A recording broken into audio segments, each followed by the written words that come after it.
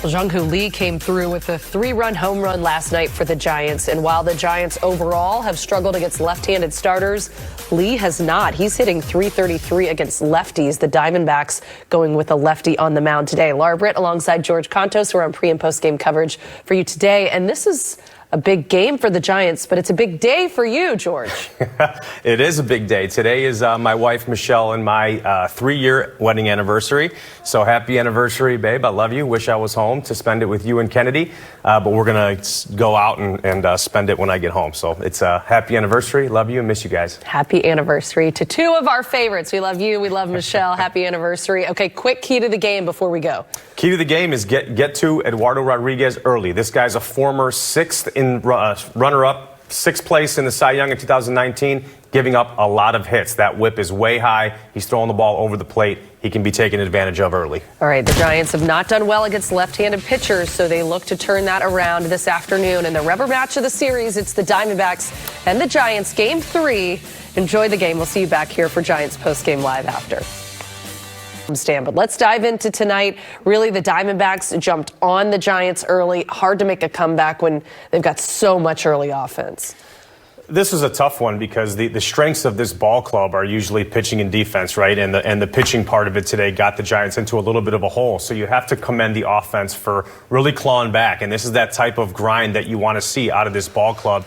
Obviously, it was just a little bit too much to overcome, but they did score those 7 runs, which is a positive. They leave this game with a feeling of they should have won it, obviously. They scored, all the runs were scored before the 5th inning, and then the bullpen came in and did a really nice job. And they made it exciting at the end there. There were a couple controversial calls, and there were a few things that could have gone the Giants' way. But this is a tough one, especially with the good offensive production that they had yesterday and today. Yeah, the Diamondbacks scored in each of the first through the 4th innings. They did not score another run. After that goes to show how good the Giants bullpen has been this season, but the Giants sprinkling their offense throughout the game. They put up 2 in the 2nd, 2 in the 4th, 2 in the 7th, and then that 1 run that was walked in the 9th. All right, let's dive into today's starting pitching, which was Jordan Hicks on the mound for the Giants. He takes the loss.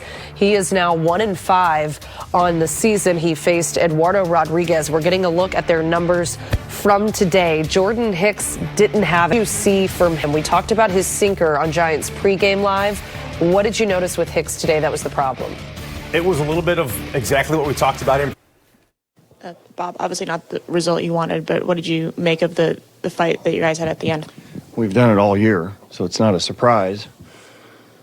Down pretty good there for a while. We chipped away, scored a couple of runs, came within, 1 swing of obviously winning the game there at the end. So, it's no silver linings in that other than the fact that we continue to put up a battle like that typically against the best relievers they have.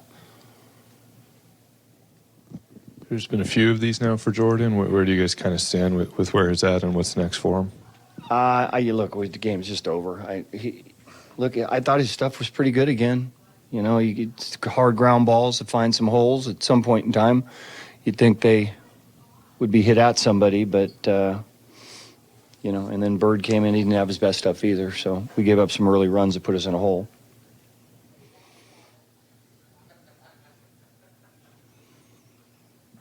Might there be a time where you would have maybe a short leash with Jordan Hicks? Well, that was pretty short today. Well, in terms of his status in the rotation. Look, again, it's right after the game. It's really hard to talk about those things right now. Well, what was in the 8th inning with Koss? First of all, is Koss okay after? Yeah, I don't know that anybody saw it, to tell you the truth. And then obstruction, he's obstructing him from going to 3rd. We thought the placement should be 2nd and 3rd. They said that it's not automatic, that their judgment was that he wouldn't have made it to 3rd, so they placed him at 2nd. 샌프란시스코의 심장, 이정후가 또 한 번 빅리그 무대에 자신의 존재를 각인시켰다. 5타수 한 안타로 마무리했지만 그 한 방이 경기의 흐름을 뒤흔든 결정적 한 방이었다. 바로 393피트, 우중간 담장을 시원하게 넘기는 시즌 5호 홈런. 이정후의 방망이가 불을 뿜는 순간 플로레스가 홈을 밟았고 관중석은 환호성으로 들끓었다. 이틀 연속 홈런? 그것도 적장의 홈구장에서. 단순한 우연이라 보기엔 그 타격 타이밍, 공략 능력, 그리고 스윙의 정밀함이 너무도 완벽했다. 야구의 신이 선택한 천재 타자, 한국이 낳은 보석 이정후. 그가 보여주는 타격 감각은 이제 메이저리그에서도 전설로 기록될 순간들을 하나씩 만들어가고 있다. 타율 2할 8푼 6리. 보기에는 평범해 보일 수 있지만 이 수치는 이정후가 매 경기 어떻게 상대 투수들을 압박하고 찬스를 만들어내는지를 보여주는 지표다. 장타가 필요한 순간 그는 주저하지 않고 방망이를 돌린다. 그 스윙은 단순한 안타를 위한 것이 아닌 팀의 흐름을 바꾸는 결정적 한 방을 위한 것이다.